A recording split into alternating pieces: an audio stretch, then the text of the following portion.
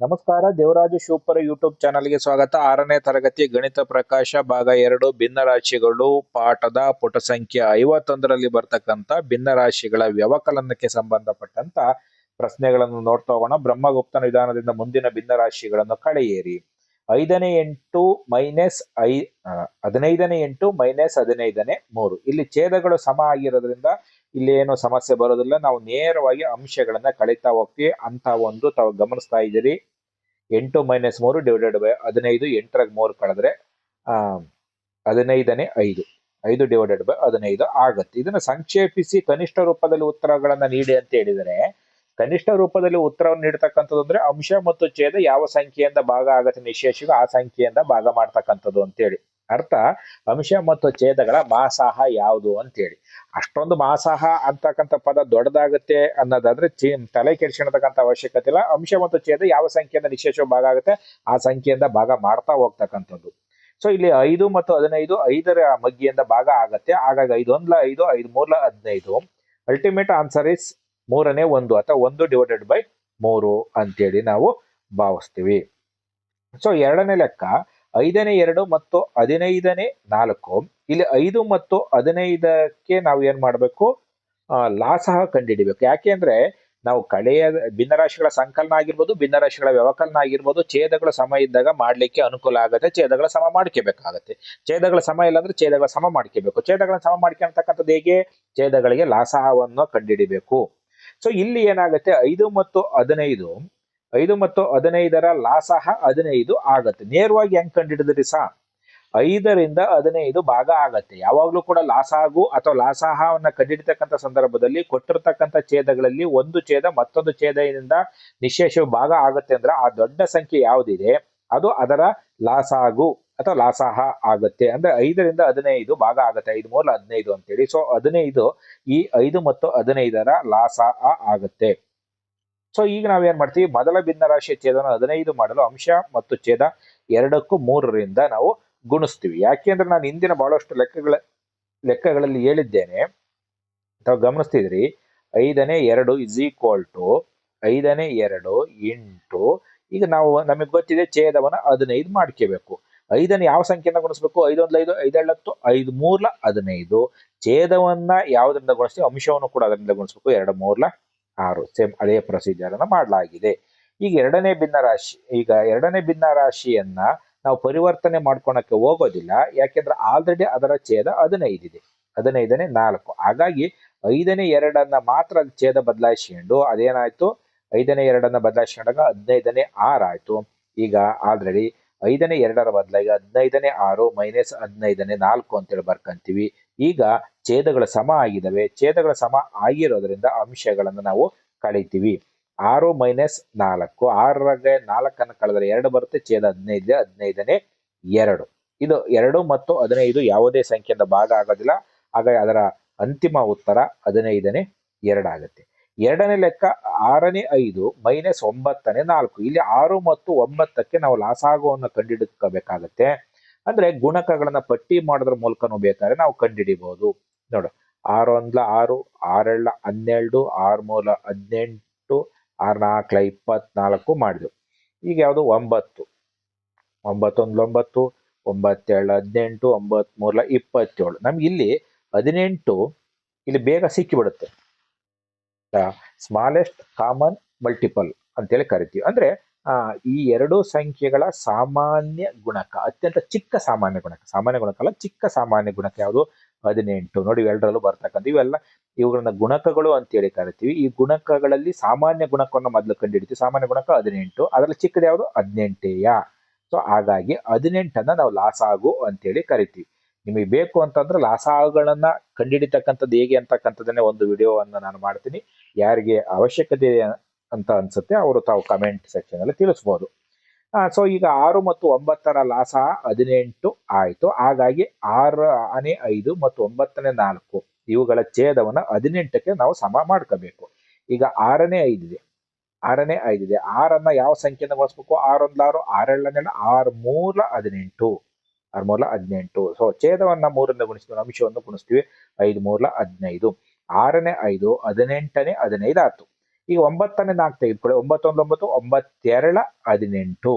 ಹಾಗಾಗಿ ಅಂಶವನ್ನು ಕೂಡ 2ರಿಂದ ಗುಣಿಸ್ತೀವಿ. 4 8. ಈಗೇನಾಯ್ತು ನಮಗೆ 6ನೇ 5ರ ಬದಲಾಗಿ 18ನೇ 15 ಆಯ್ತು. 9ನೇ 4ರ ಬದಲಾಗಿ 18ನೇ 8 ಆಯ್ತು. ಛೇದಗಳು ಸಮ ಆಯ್ತು. ಛೇದಗಳು ಸಮ ಆದಾಗ ನಮಗೆ ಸಮಸ್ಯೆನೇ ಇಲ್ಲ. ಅಂಶವನ್ನು ದೊಡ್ಡ ಸಂಖ್ಯೆ ಚಿಕ್ಕ ಸಂಖ್ಯೆನ ಕಳಿತೀವಿ.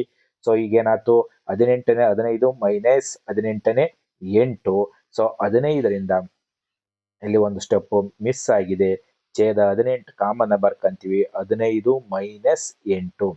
15ರಾಗ 8 ಕಳೆದ್ರೆ 7. ಛೇದ 18 ಇದೆ, ಸೇಮ್ ಬರ್ಕೊಂತೀವಿ. ಇದೊಂದು ಸ್ಟೆಪ್ ಅನ್ನು ನೀವು ಬರ್ಕೋಬೇಕು. ಅರ್ಥ ಆಯ್ತಾ?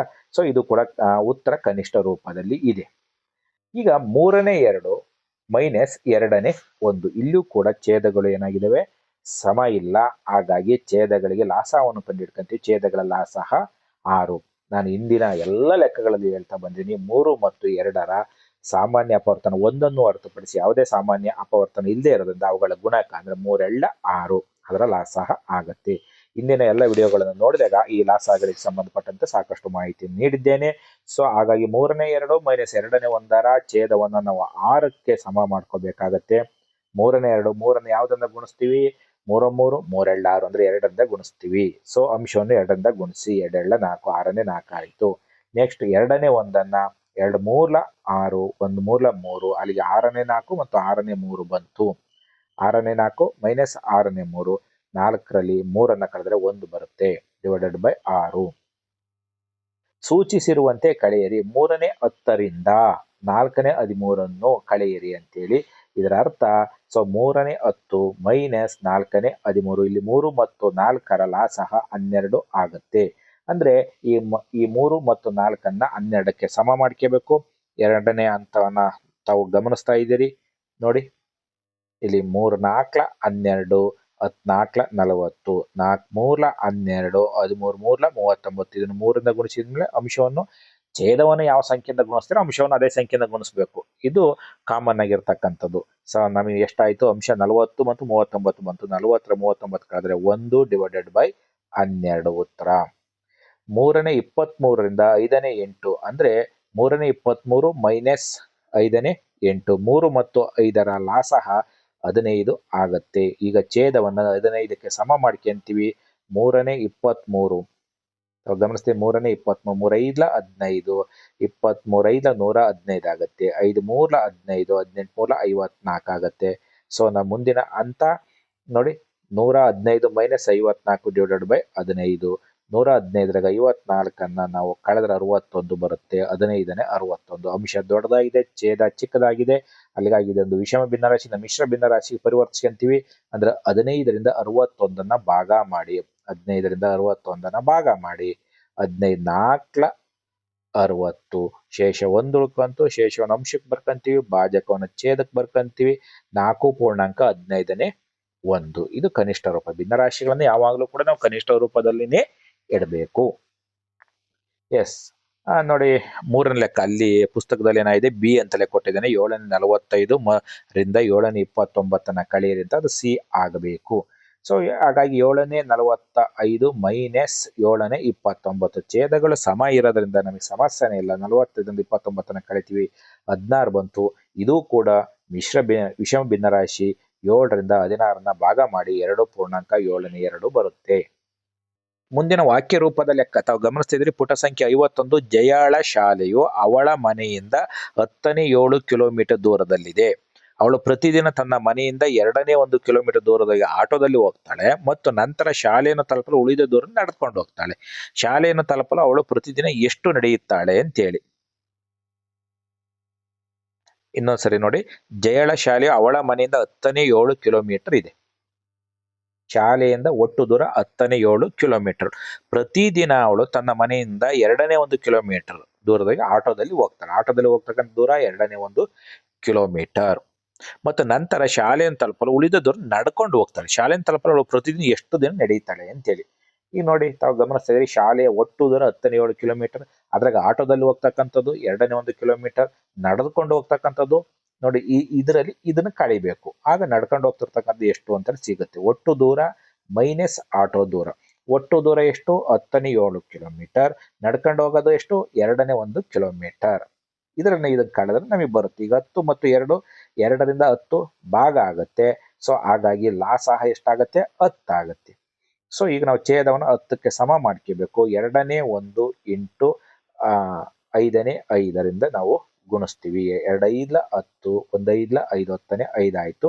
ಮೊದಲನೇ ಭಿನ್ನರಾಶಿ ಆಲ್ರೆಡಿ 10ನೇ 7 ಇರೋದ್ರಿಂದ 10ನೇ 7 ಮೈನಸ್ 10ನೇ 5, 7ರಾಗ 5 ಕಳೆದ್ರೆ 2, 10ನೇ 2 ಬಂತು. ಇದನ್ನ ಕನಿಷ್ಠ ರೂಪಕ್ಕೆ ತರ್ತೀವಿ ಅಂದ್ರೆ 2 ಮತ್ತು 10 2ರಿಂದ ನಿಶೇಷವಾಗಿ ಭಾಗ ಆಗತ್ತೆ. 2 1 2, 2 5 10. ಸೊ ಹಾಗಾಗಿ 5ನೇ 1 ಅವಳು ಪ್ರತಿದಿನ ನಡ್ಕೊಂಡು ಹೋಗ್ತಕ್ಕಂಥದ್ದು 5ನೇ 1 ಕಿಲೋಮೀಟರ್.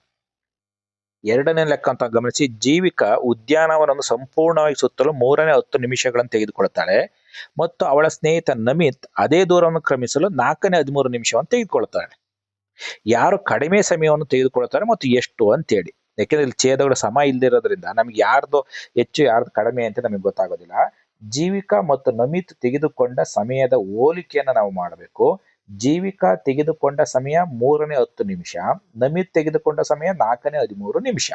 ಇಲ್ಲಿ ನಮ್ಗೆ ಯಾರು ಎಷ್ಟು ತೆಗೆದುಕೊಂಡ್ರು ಅಂತ ಗೊತ್ತಾಗೋದಿಲ್ಲ, ಯಾಕೆಂದ್ರೆ ಛೇದಗಳು ಸಮ ಇಲ್ಲ. ಛೇದಗಳನ್ನ ಸಮ ಮಾಡ್ಕೊಂಡ್ಬಿಟ್ರೆ ನಮಗೆ ಈಸಿ, ಹೋಲಿಕೆ ಮಾಡ್ತಕ್ಕಂಥದ್ದು ಈಸಿ ಆಗತ್ತೆ. ಇಲ್ಲಿ ನೋಡಿ 3ನೇ 10 ಮತ್ತು 4ನೇ 13 ಎರಡೂ ಕೂಡ ಛೇದಗಳು ಬೇರೆ ಬೇರೆ ಇದಾವೆ. 4 ಮತ್ತು 3, 4 3 12 ಇವುಗಳ ಲಾಸಹ ಆಗತ್ತೆ. ಈಗ 12ಕ್ಕೆ ನಾವು ಸಮ ಮಾಡ್ಕೊಂತ ಹೋಗೋಣ. ಜೀವಿಕಾ ತೆಗೆದುಕೊಂಡದ್ದು 3ನೇ 10.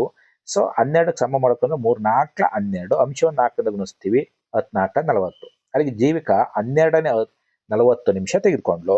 ನಮಿತ್ 4ನೇ 13ಅನ್ನ 12ಕ್ಕೆ ಸಮ ಮಾಡ್ಕೊಂಡು 4 3 12, 13 3 39. ನೋಡಿ ಇಲ್ಲೇ ಗೊತ್ತಾಗೋಗುತ್ತೆ ಜೀವಿಕಾ ಎಷ್ಟು ತೆಗೆದುಕೊಂಡ್ಲು 12ನೇ 40 ನಿಮಿಷ, ನಮಿತ್ 12ನೇ 39 ನಿಮಿಷ. ಅಲ್ಲಿಗೆ ಕಡಿಮೆ ಸಮಯ ತೆಗೆದುಕೊಂಡಾರ ಯಾರು ನಮಿತ್, ಜಾಸ್ತಿ ಸಮಯ ತೆಗೆದುಕೊಂಡಾರ ಯಾರು ಜೀವಿಕಾ. ಅಲ್ಲಿಗೆ ಎಷ್ಟು ತೆಗೆದುಕೊಂಡ್ರು ಅಂತೇಳಿ.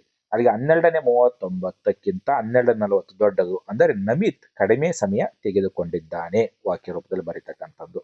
ಅಲ್ಲಿಗೆ ಇದನ್ನು ಎಷ್ಟು ತೆಗೆದುಕೊಂಡ್ರು 12ನೇ 40 ಮೈನಸ್ ದೊಡ್ಡದರಿಂದ ಚಿಕ್ಕದು ಕಳಿತೀವಿ 12ನೇ 39. ಛೇದ ಸಮ ಇರೋದ್ರಿಂದ 40 39 ಕಳೆದ್ರೆ 12ನೇ 1. ಅಂದ್ರೆ ಎಷ್ಟು ಕಡಿಮೆ ಅಂದ್ರೆ 12ನೇ 1 ನಿಮಿಷ ಅಂತೇಳಿ ನಾವು ಹೇಳ್ತೀವಿ. ಸೊ ಆದ್ಮೇಲೆ ನೀವು ಇದುವರೆಗೂ ಕೂಡ ದೇವರಾಜು ಶಿವಪುರ ಯೂಟ್ಯೂಬ್ ಚಾನಲ್ಗೆ ಸಬ್ಸ್ಕ್ರೈಬ್ ಆಗಿಲ್ಲ ಅಂದ್ರೆ ಸಬ್ಸ್ಕ್ರೈಬ್ ಆಗಿ, ವಿಡಿಯೋ ಇಷ್ಟ ಆದರೆ ಲೈಕ್ ಮಾಡಿ, ಅದರ ಲಿಂಕ್ ಅನ್ನು ನಿಮ್ಮ ಸ್ನೇಹಿತರಿಗೆ ಮತ್ತು ವಿದ್ಯಾರ್ಥಿಗಳಿಗೆ ಶೇರ್ ಮಾಡಿ. ಇದಕ್ಕೆ ಸಂಬಂಧಪಟ್ಟಂತೆ ನಿಮ್ಮ ಅಭಿಪ್ರಾಯವನ್ನು ಕಾಮೆಂಟ್ ಸೆಕ್ಷನ್ ಅಲ್ಲಿ ತಿಳಿಸಿ. ಧನ್ಯವಾದಗಳು.